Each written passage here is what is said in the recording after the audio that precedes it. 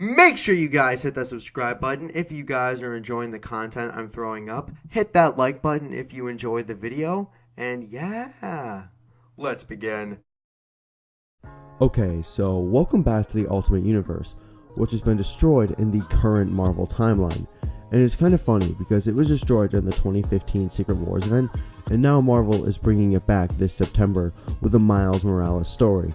But that's besides the point, as we're going back to the best stories within the universe before it was destroyed. The stories of Ultimate Spider-Man. So this is our continued Ultimate Spider-Man run, which we have reached Volume 2, and I'm sorry it's taken almost a full year. It's just I want to cover other things as well, but essentially this begins with a man standing over a group of security guards, telling them that he's pretty sure he didn't get paid enough to take another hit, so they should probably pony up the bucks and just give him the money. And this man is actually, and it's kind of interesting, as this man is the Shocker, and it's still Herman Schultz in this universe. But the way that Bendis writes him is that he's just a throwaway villain, kind of a laugh-at kind of villain. Nobody takes him seriously, and essentially, he's just there to provide fill-in, and he doesn't even go by the Shocker, he just goes by Herman. But it's easy to tell because of the gauntlets he has. But Peter swings in and just punches him square in the face, remarking that he walked right into that one. And I love the way that Bendis writes humor for Spider-Man in this series, as it feels refreshing compared to what Slott would write for jokes. Shocker then tries to shock Peter, but Peter then webs up his gauntlets, causing them to shock Herman. Peter asks if the guards are okay, and then swings away. The next day at school, Peter overhears some of the students talking about Spider-Man showing up in Brooklyn, and one of them says that the paper is offering money for pictures of Spider-Man, which of course is almost every origin for Spider-Man.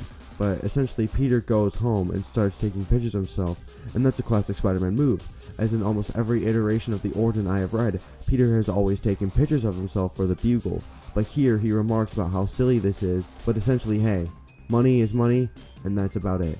The next day we see the introduction of J. Jonah Jameson in this series, and oh man, this is a perfect JJJ, as we see him shouting that he doesn't care what they want, he wants pictures of Spider-Man, and that's when he meets Peter Parker, holding out a picture of Spider-Man, and everyone stops to look at Peter, and Jonah being Jonah goes on to basically do what he does best, and he begins to yell and question Peter with a loud and strict tone, remarking on how he got the photos, how old is he, and it's just great, man, as JJJ never gets old in any story. But what we end up seeing is Betty Brant having a meltdown over her computer as she crashed it, and Peter goes on to explain the problem to them, saying that it's a recursive loop, and he goes on to fix it, basically surprising everybody. So we see Jonah offer Peter a job, but not to take photos of Spider-Man, but to be the Bugle's web designer. And it's really cool because Bendis understands that Peter has taken photos of himself for the Bugle for years, and so he's like, let's not do that. And so for this story, you see Peter as the Bugle's web designer and not a photographer. But later that evening, we see Peter having the same nightmare that's been haunting him ever since Uncle Ben's death, as he wakes up screaming that he couldn't stop it. He just couldn't stop it. So then when we see him decide to look up information on that robber, as he enters the information, two links pop up, one with an image, and the image shows the man with the other thugs, and a link with the information on all those thugs. And Peter realizes that the man at the top of the list is Wilson Fisk, the Kingpin. And so it's okay, Peter's going to get into some trouble with the Kingpin. That's awesome, as Spider-Man and the Kingpin go way back in Marvel Comics. And for those of you who are new to Marvel Comics may not know that the Kingpin already started off as a Spider-Man villain, and not a Daredevil villain. And not everybody knows that, as mostly people always seem to associate Kingpin with Daredevil and not Spider-Man. But essentially after work, Peter goes and spies on the three thugs that were in the photo and with Uncle Ben's killer. And as they head into their hideout, Peter kicks the men inside, telling everyone that he's here to sign up for the wet t-shirt contest. And we realize that these are the Enforcers. Now the Enforcers were first introduced in Amazing Spider-Man number 10, all the way back in March of 1964. And it's just a group of guys, or three guys, named Ox, Montana, and Fancy Dan. And here they just start fighting Spider-Man, but Spidey manages to get the upper hand on them, and goes on to ask how to get at the Kingpin. And that's when a man called the Big Man walks out, and we find out that the Enforcers work for this man, and this man works for the Kingpin. And so he tells Peter that the Kingpin is throwing a fundraiser Friday night. That's really important to him, and if anything goes wrong, it would piss him off extremely. But then the FBI shows up and Spider-Man webs off, so we won't get captured by them. So later on, we see Peter reading a Daily Bugle newspaper titled Spider-Man Mob Menace, And so later that night, as Peter heads over to the big MVP VIP fundraiser that the Kingpin is holding, he gets to the tower and he watches as Kingpin gives his speech. And I love the hubris that Kingpin has, as the way the Kingpin is and has always been is this guy who basically thinks he's untouchable. And so it's funny because this way of thinking ultimately is his downfall, and you'll see why soon. But Peter exclaims to himself that he's going to find a way to expose Kingpin, all the drugs, thievery, and murder. All he does is write a check, and ta-da! Suddenly he's a good guy. Ironic, as really people seem to think that the Kingpin is a good guy, and Spider-Man is a bad guy. But as Peter climbs through the window, he begins to search through Kingpin's office, and he then notices a lens in the distance. Peter tells himself that he keeps getting a funny feeling when things are about to go wrong, almost like a spider sense, and at that moment Kingpin appears with his arms reaching out ready to grab him, as he asks if there's anything he can do for him, and Peter spins around punching him and then realizing that he's gotta stop punching giant guys. Kingpin grabs a hold of his arm, asking who sent him, and through the pain of having his arm squeezed, Peter tells him that Carson Daly. And for those of you who don't know who Carson Daly is, he's just a TV show host who's been on MTV and stuff. But he kicks himself away, and then Kingpin tells Electro to take care of this, as he needs to get back down to his guests. And then we see a man spark up around the room, and it's okay. So now we have Electro in the Ultimate Universe, and he works for the Kingpin, and that's cool. And that's the cool thing about this, as with Brian Michael Bendis, you know you're in for a treat. And I love how he gives classic Spider-Man villains new origins, and now that we know Electro works for the Kingpin, it's really kind of interesting because in the classic Spider-Man 616, he's just a guy, Max Dillon, who gets into an accident and stumbles into electric powers. But in this universe, all we know is that Electro is just some guy that works for Kingpin. And I also love the way that Bagley illustrates Electro as well, as it really helps pop out. But he starts to shoot electricity zapping away at Peter, and after a few more blasts, Electro finally hits him, telling Fist that he's sorry about his offense. It's not an exact science or anything. But then one of the men pulls Peter's mask off via Kingpin's request. And he also requests for Mr. Big, the man who was seen with the enforcers, but everyone's shocked. Everyone's like, okay, so this is just a freaking kid. And so what Kingpin decides to do is toss him out the way he got in, and they throw Peter out the window. And he wakes up just in time to catch himself, but ends up thumping on the window, and everyone here just looks at him and, oh hey, look, it's a dude. And Peter slides off the window and nobody cares. They just say, oh hey, look, here's a dude out on the window. Whatever. This party's whack. But in the next scene, Peter tells himself that he messed up bad. He got electrocuted, had his web shooters crushed, and his mask ripped off, and then thrown out of the window of a skyscraper. Maybe he shouldn't have gone down there. Later on at the Kingpin's, however, Mr. Big shows Kingpin Peter's mask, telling him that he had a visitor last night, and that he came into his office and almost ruined his dinner party. And the way it's delivered, it really makes Kingpin sound arrogant and cocky and full of hubris, and that's classic Kingpin. But Mr. Big even calls him out on this, saying that rumor has it he can't even afford to get his hands dirty anymore.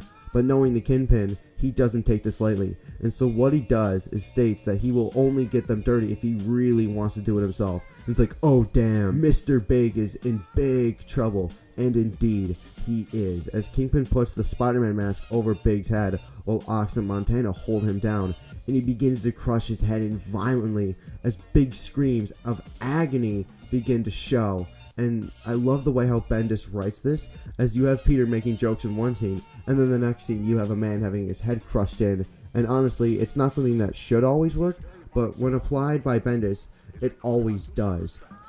But the next morning we see Peter watching the news, as there were reports of a body of Mr. Big found floating in the river, wearing the mask of Spider-Man, as Peter then tells himself that being demasked isn't the worst thing. This is the worst thing.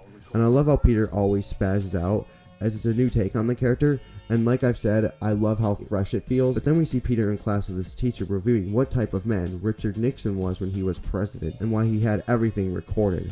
The class begins to shout out answers, and someone says that it's because he was paranoid, to which the teacher says correct, and going on to ask why would a paranoid man record questionable dialogue. And Peter remarks back to when he saw the security footage in Kingpin's office, and he says because he thinks he's untouchable. After class, Peter begins searching online for security systems and finds the company name rather quickly. So he has an idea, and he basically emails the company stating that he's interested in getting security for his business, and he would like information from some of the systems that they use with their larger businesses. And so when he heads home, he checks his computer to find that the security company had emailed him back and told him the exact model that all the large companies use, as well as a link to the technical pages for how they work. And after watching everything that they have given him, he realizes that they record everything on DVDs, and he needs to snag some of those DVDs, because they not only have a video of him being demasked, but they will also allow him to find out what Kingpin has been doing. And so later that night, Peter heads out and sneaks into Kingpin's tower. And once inside, he sneaks up on one of the guards and knocks him straight out. Meanwhile, back upstairs, Kingpin talks to Electro and his men regarding the fact that they need to find Spider-Man. And downstairs, Peter's fighting off the second security guard, and the guard fires a few shots, hitting the building's electrical panel, causing the whole building to lose power. Now, with everyone knowing that someone is here, Peter runs over to the security server and rips the door off the hinges, cycling through the discs, and takes the ones with the date of him being there and a few extra ones just so he can have a few. He then packs up and gets a funny feeling as a bolt of electricity shoots by. He barely dodged the strike as then a whip lashes around his neck. As Peter looks back, he sees Electro as Electro tells him that don't worry, it will only hurt a lot. And Peter manages to break free from the whip and then begins fighting everyone and dodging their attacks. And this is cool, as essentially this is Bendis and Bagley writing and drawing this amazing choreographed fight sequence. And now, I know I sound like a dramatic Bendis fanboy, but I don't even care. Ultimate Spider-Man has a very unique art and style to it, and it's all because of Bendis, the writer and creator of the stories, and Mark Bagley, who was the artist. But we see Peter play dead after being subdued, who breaks free, kicking Electro and Montana in the face, causing Electro to fire a bolt of lightning that ends up hitting Ox. And Montana, in response to that, cracks a whip, but Peter grabs it and pulls it to Montana, only to kick him back into Ox. But with Ox and Montana down, Electro begins firing away, trying to hit Peter. And so he jumps down, grabbing him by the wrist, telling him that he's curious as to how Electro got his powers, asking if he's a mutant, to which Electro says, "Are you?" But Electro says that he's not a mutant, confused by why Spider-Man cares, and Spider-Man explains, saying that he's a huge science geek. But then Electro threatens Peter's family and loved ones, basically saying that, yeah, after this, everyone you love will be fried by my hand. And so Peter just explains that he can't blame him for doing this then, as he kicks a water pipe and throws Electro into the water. And we all know water and electricity do not mix. Looking down at everyone, Peter tells Ox that if he wants to do the right thing, then he will go to the cops or feds and confess. Peter then begins to make his way towards the exit, thinking to himself that, wow, he did it. How entirely cool is he? But then before he can open the door, Kingpin's voice yells at him that there is no way he will leave here alive, so essentially asking, who are you working for? As Peter stops and tells him that he had something prepared for the next time they met. So okay, here it goes. And this is hilarious. Peter basically goes on to read to Kingpin that you're so fat that when you cut yourself shaving, marshmallow fluff comes out. Kingpin just looks at him like, what the hell, dude, not cool. Peter goes on that your high school yearbook photo was taken from a helicopter, as Kingpin grinds his teeth, as Peter goes on to continue to say another one. But now Kingpin charges at him and Peter dodges him, giving him the how evil he is speech, but after subduing him with web, Peter webs him in the face, and Kingpin essentially rips the wall out to break free, but it's too late. The next day at the Bugle, writer Ben Urich, who actually has been in Marvel Comics for quite a while, mainly Daredevil and Spider-Man stories, watches the tape of Kingpin murdering Mr. Big, and reads a note left to him that includes all sorts of goodies on Kingpin. But elsewhere, Kingpin begins to read the headline, Kingpin of Crime Caught on Tape, Whereabouts Unknown, as his lawyer assures him that he can fix this within time.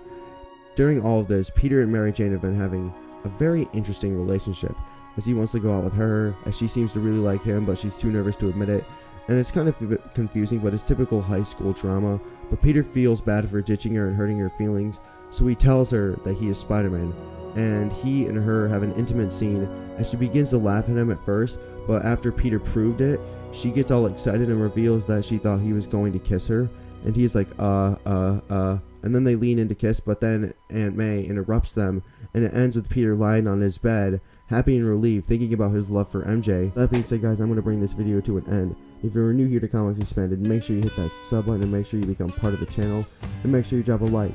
And yeah, I'll catch you guys in the next video. Peace! You tried so hard to be someone that you forgot who you are.